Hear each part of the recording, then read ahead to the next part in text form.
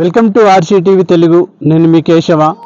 అల్లూరి సీతారామరాజు జిల్లా పెద్దబయలు మండలం రూడకోట గ్రామంలో రావడం జరిగింది. రూడకోట గ్రామంలో ప్రజలు మంచినీటి కోసం తీవ్ర ఇబ్బందులు ఎదుర్కొంటున్నటువంటి విషయాన్ని చరవాణి ద్వారా మాకు సంప్రదించగా ఈ గ్రామానికి రావడం జరిగింది.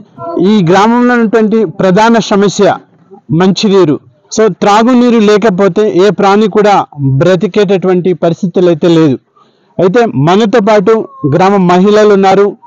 ఎప్పటి నుంచి ఈ యొక్క గ్రామంలో మంచినీటి సమస్యతో బాధపడుతున్నారు మనం అడిగి తెలుసుకున్నటువంటి ప్రయత్నం చేద్దాం. నమస్తే అమ్మా. మీ పేరు? నా పేరు సుల్గం లక్ష్మి. ఎప్పటి నుంచి మీ గ్రామానికి మంచినీటి సమస్య ప్రాబ్లం? మాకు ఎప్పటి నుంచి అంటే అప్పటి నుంచి ఒకటే సార్. మాకు ఏంటంటే ఏ ప్రభుత్వం వచ్చినా, ఏ సర్పంచ్ గెలిచినా, ఏ ఎంపీటీసీ గెలిచినా మాకు ఎంతమందికి అడుగుతున్నాం, ఎన్నిసార్లు ఇలా ధర్నాలు పెడుతున్నాం. కానీ అందులో మాకు పబ్లిక్ ప్లేస్ రా బాబు, రోడ్ పాయింట్ సంతకు వచ్చిన వాళ్ళు అందరూ ఇబ్బంది పడుతున్నారు. మాకు నీళ్ళు మేము ఏదో బోర్ తవ్వించమంటే సర్పంచ్ గారు బోర్ తవ్వించేసారు. అక్కడ మోటార్ లేదు, ఏం లేదు. ఎన్నిసార్లు సర్పంచ్ కూడా అడిగాము.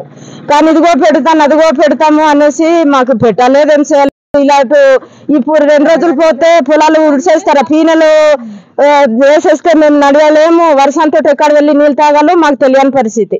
చెప్పండి. అంటే ఎన్నాళ్ళ నుంచి ఈ యొక్క మంచినీటి సమస్య కోసం ఇబ్బంది పడుతున్నారు?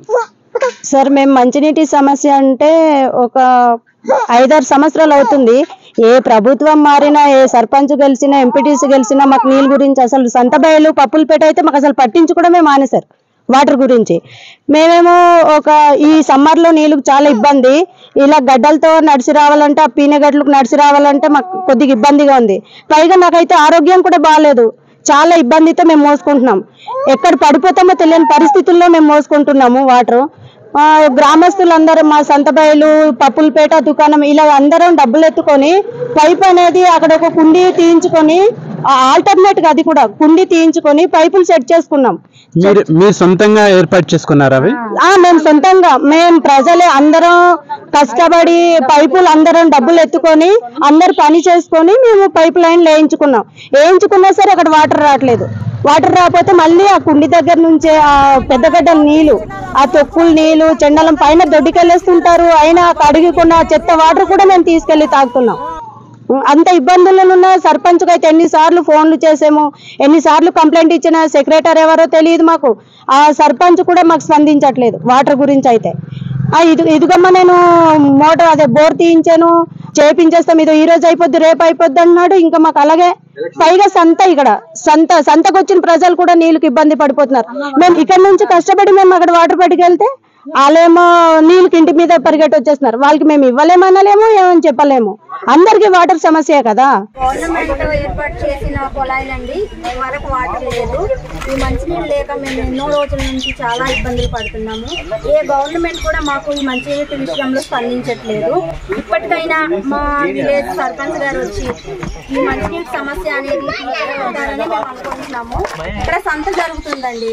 సంతలో వచ్చిన వాళ్ళు ప్రతి ఒక్కరు వాటర్ సమస్యతో బాధపడుతున్నారు, చాలా ఇబ్బంది పడుతున్నారు. అందుకనే ఊరి సర్పంచ్ గారు వచ్చి మా వాటర్ సమస్యను తీరుస్తారని మేము కోరుకుంటున్నాం. సో మంచినీరు సుదూర ప్రాంతం నుంచి సుమారుగా 1/2 కిలోమీటర్ దూరం నుంచి ఒక వాటర్ ని తెచ్చుకుంటున్నాం. అది కూడా అక్కడ కూడా వాటర్ సోర్సెస్ అనేది తగ్గిపోవడం వల్ల తీవ్ర ఇబ్బందులు ఎదుర్కొన్నటువంటి పరిస్థితులు కనిపిస్తున్నాయని ఆవేదన వ్యక్తం చేస్తా ఉన్నారు. పొలాల మధ్యాల నుంచి తీసుకురావాలి కాబట్టి వర్షాకాలం తీవ్ర ఇబ్బందులు ఎదుర్కొనేటువంటి అవకాశాలు ఉన్నాయి. ఇప్పటికైనా సంబంధిత అధికారులు స్పందించి రూడకోట గ్రామంలో సంతబయలు ఈ యొక్క గ్రామానికి మంచినీటి సౌకర్యాన్ని ఏర్పాటు చేయాలని గ్రామస్తులు ఆవేదన వ్యక్తం చేస్తా ఉన్నారు.